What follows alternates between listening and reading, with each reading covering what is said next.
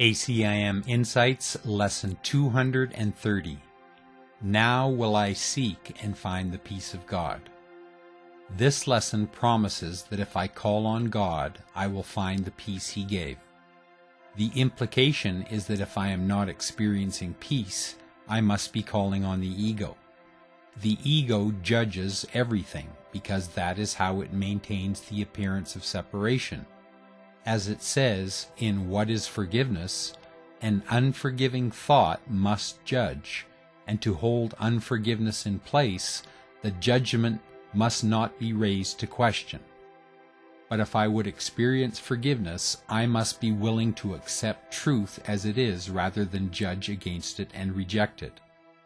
The world was made as a place where truth is rejected, so it is not surprising that judgment is part of our habit of thinking.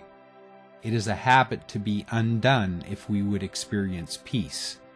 With every judgment, we call upon the ego.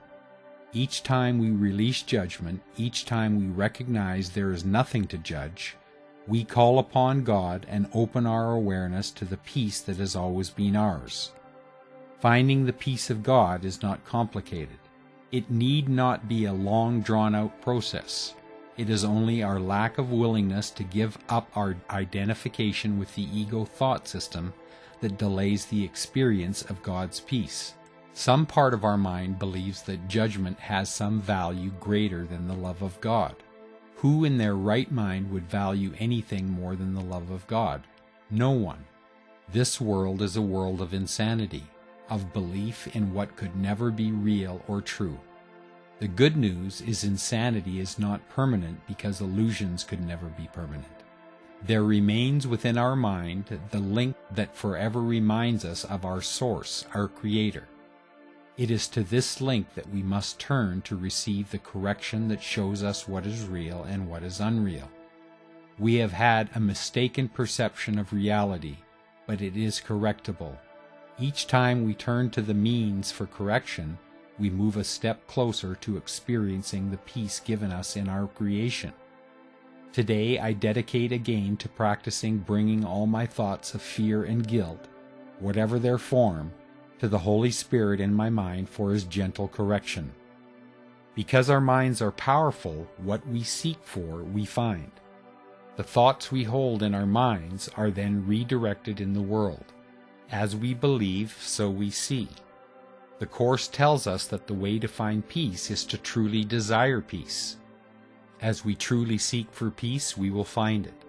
Peace is right there in our minds, waiting for our acceptance.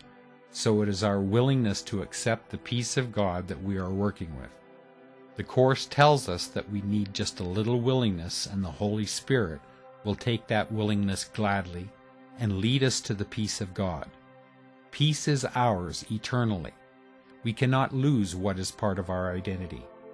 As we are willing to quiet our minds of all the ego's raucous thoughts, we will be led to peace.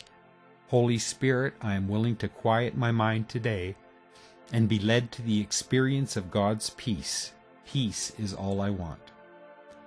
I was asking for peace this morning, but I was having a hard time accepting. As I allowed my thoughts to flow through, I saw some of the things that I was choosing instead of peace. I gave these to Holy Spirit and asked for another way to see them. Then I went back and reread the lesson. I could see clearly that peace had been in me all along. But like a weed-choked garden with a perfect but hidden flower at its center, I couldn't see my bloom of perfect peace for all the weeds. As soon as I started pulling the weeds from my mind and giving them to Holy Spirit, I was able to recognize and enjoy the peace that God placed in my heart when He created me. I can cover up what God created and refuse to acknowledge it, but thankfully I can't change it or destroy it.